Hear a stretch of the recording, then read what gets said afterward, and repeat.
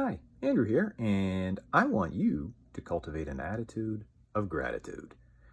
A couple of videos ago, I talked about an attitude of abundance, that there's always more. You can create more. And the more you create, the more you do, the more you can create, the more you can do. Well, in addition to that, I want you to create or to cultivate an attitude of gratitude. I find that can be sometimes difficult. I have a certain outlook on life, and the vast majority of my fellow Canadians don't share it. I also suffer the psychological difficulties, the depression problems that I've talked about these last few months.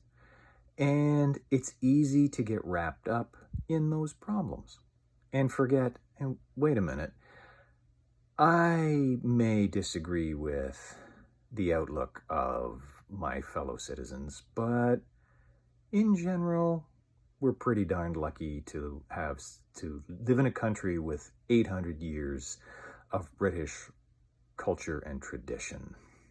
There's a reason the entire world is attempting to move to a WASP country.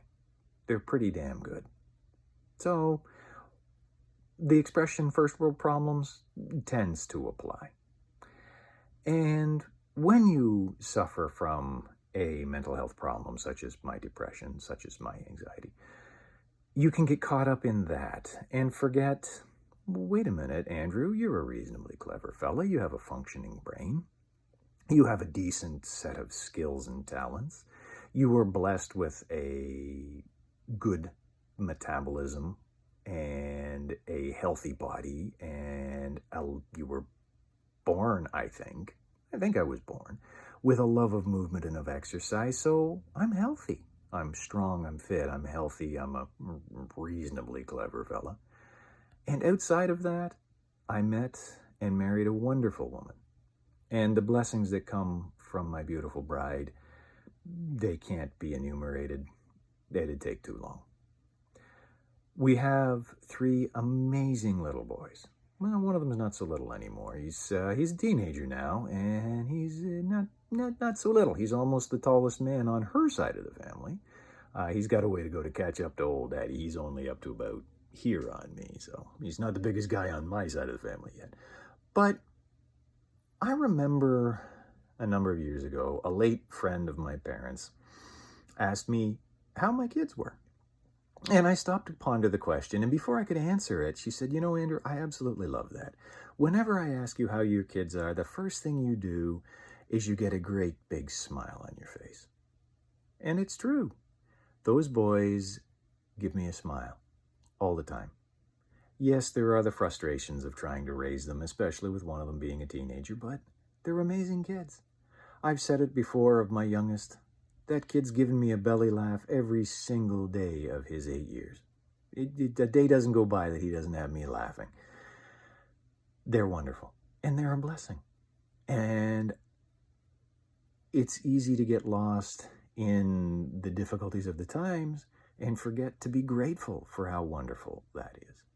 So I don't want to get into an enumeration of how wonderful everything is, because everything's not wonderful. There are issues.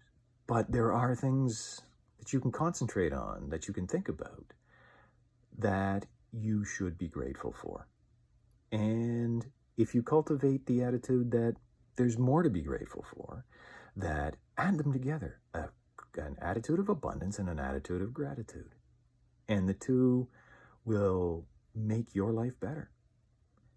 The more that you have, the more that you create, the more that you have to be grateful for, the better your outlook on life. And maybe I've absolutely got to get to talking about it later. But that outlook on life, that attitude of gratitude, that sunny disposition, that is an incredible predictor of health and well-being. So, for you, for all the people around you, for everything, cultivate yourself an attitude of gratitude.